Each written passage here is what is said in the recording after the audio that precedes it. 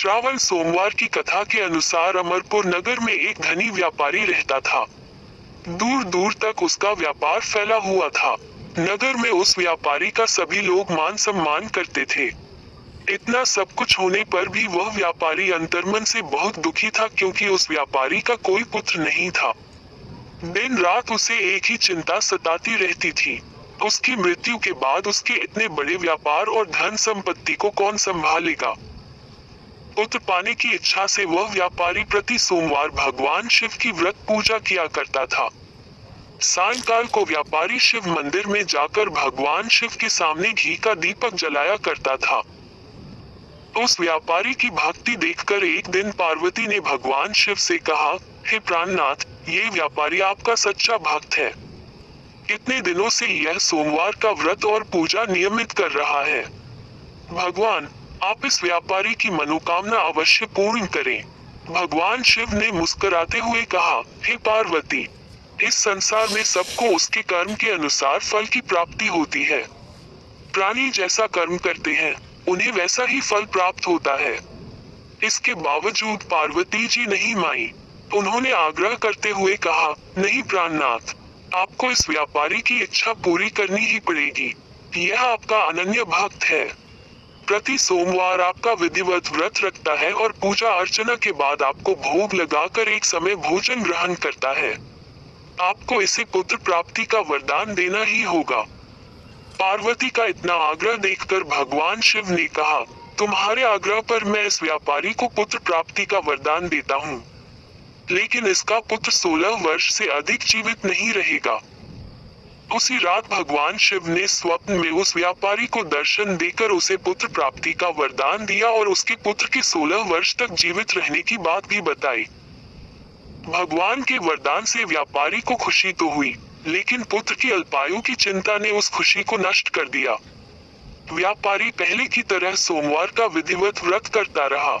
कुछ महीने पश्चात उसके घर अति सुंदर पुत्र उत्पन्न हुआ। पुत्र जन्म से व्यापारी के घर में खुशियां भर गईं। बहुत धूमधाम से पुत्र जन्म का समारोह मनाया गया। व्यापारी को पुत्र जन्म की अधिक खुशी नहीं हुई, क्योंकि उसे पुत्र की अल्पायु के रहस्य का पता था। ये रहस्य घर में किसी को नहीं मालूम था। विद्वान ब्राह्मणों ने उस पुत्र का नाम अमर रखा। जब अमर 12 वर्ष का हुआ तो शिक्षा के लिए उसे वाराणसी भेजने का निश्चय हुआ। व्यापारी ने अमर के मामा दीपचंद को बुलाया और कहा कि अमर को शिक्षा प्राप्त करने के लिए वाराणसी छोड़ आओ। अमर अपने मामा के साथ शिक्षा प्राप्त करने के लिए चल दिया। रास्ते में जहां भी अमर और दीपचंद रात्रि विश्राम के लिए ठहरते, वहीं यज्ञ करते और ब्राह्मणों को भोजन कराते थे। लंबी यात्रा के बाद अमर और दीपचंद एक नगर में पहुंचे। उस नगर के राजा की कन्या के विवाह की खुशी में पूरे नगर को सजाया गया था। निश्चित समय पर बारात आ गई, लेकिन वर का पिता अपने बेटे के एक आंख से काने होने के कारण बहुत चिंतित था। उसे इस बात का भय सता रहा था कि राजा को इस बात का पता चलने पर कहीं वह विवाह से इनकार न कर दे। इससे उसकी बदनामी होगी। वर के पिता ने अमर को देखा तो उसके मस्तिष्क में एक विचार आया। उसने सोचा, क्यों न इस लड़के को दूल्हा बनाकर राजकुमारी से विवाह करा दूं। विवाह के बाद इसको धन देकर विदा कर दूंगा और राजकुमारी को अपने नगर में ले जाऊंगा। वर के पिता ने इसी संबंध में अमर और दीपचंद से बात की। दीपचंद ने धन मिलने के लालच में वर के पिता की बात स्वीकार कर ली। अमर को दूल्हे के वस्त्र पहनाकर राजकुमारी चंद्रिका से विवाह करा दिया गया। राजा ने बहुत सा धन देकर राजकुमारी को विदा किया। अमर जब लौट रहा था तो सच नहीं छिपा सका और उसने राजकुमारी की ओढ़नी पर लिख दिया, राजकुमारी चंद्रिका, तुम्हारा विवाह तो मेरे साथ हुआ था। मैं तो वाराणसी में शिक्षा प्राप्त करने जा रहा हूँ। अब तुम्हें जिस नवयुवक की पत्नी बनना पड़ेगा, वह कान्हा है। जब राजकुमारी ने अपनी ओढ़नी पर लिखा हुआ पढ़ा तो उसने काने लड़के के साथ जाने से इनकार कर दिया। राजा ने सब बातें जानकर राजकुमारी को महल में रख लिया। उधर अमर अपने मामा दीपचंद के साथ वाराणसी पहुंच गया। अमर ने गुरुकुल में पढ़ना शुरू कर दिया। जब अमर की आयु 16 वर्ष पूरी हुई तो उसने एक यज्ञ किया। यज्ञ की समाप्ति पर ब्राह्मणों को भोजन कराया और खूब अन्न वस्त्र दान किए। रात को अमर अपने शयन कक्ष में सो गया। शिव के वरदान के अनुसार शयनावस्था में ही अमर के प्राण पखेरु उड़ गए। सूर्योदय पर मामा अमर को मृत देखकर रोने पीटने लगा। आसपास के लोग भी एकत्र होकर दुख प्रकट करने लगे।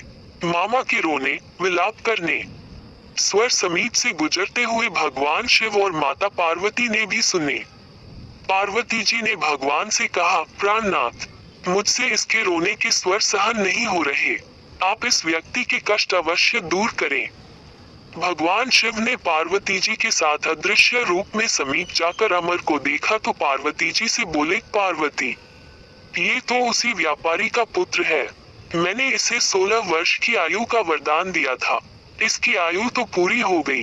पार्वती जी ने फिर भगवान शिव से निवेदन किया, हे प्राणनाथ, आप इस लड़के को जीवित करें, नहीं तो इसके माता पिता पुत्र की मृत्यु के कारण रो रो कर अपने प्राणों का त्याग कर देंगे।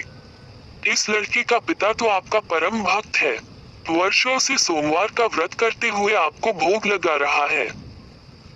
पार्वती के आग्रह करने पर भगवान शिव ने उस लड़के को जीवित होने का वरदान दिया और कुछ ही पल में वह जीवित होकर उठ बैठा। शिक्षा समाप्त करके अमर मामा के साथ अपने नगर की ओर चल दिया। दोनों चलते हुए उसी नगर में पहुंचे जहां अमर का विवाह हुआ था। उस नगर में भी अमर ने यज्ञ का आयोजन किया। समीप से गुजरते हुए नगर के राजा ने यज्ञ का आयोजन देखा।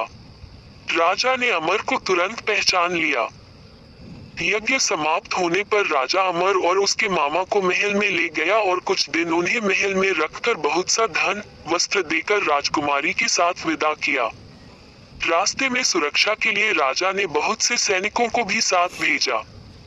दीपचल ने नगर में पहुंचते ही एक दूत को घर भेजकर अपने आगमन की सूचना भेजी। अपने बेटे अमर के जीवित वापस लौटने की सूचना से व्यापारी बहुत प्रसन्न हुआ। व्यापारी ने अपनी पत्नी के साथ स्वयं को एक कमरे में बंद कर रखा था। भूखे प्यासे रहकर व्यापारी और उसकी पत्नी बेटे की प्रतीक्षा कर रहे थे।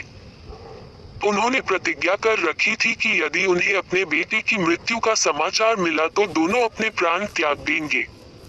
व्यापारी अपनी पत्नी और मित्रों के साथ नगर के द्वार पर पहुंचा। अपने बेटे के विवाह का समाचार सुनकर पुत्रवधू राजकुमारी चंद्रिका को देखकर उसकी खुशी का ठिकाना न रहा।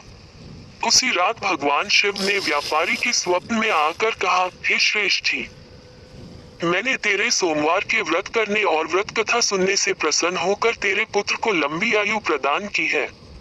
व्यापारी बहुत प्रसन्न हुआ। सोमवार का व्रत करने से व्यापारी के घर में खुशियां लौट आईं।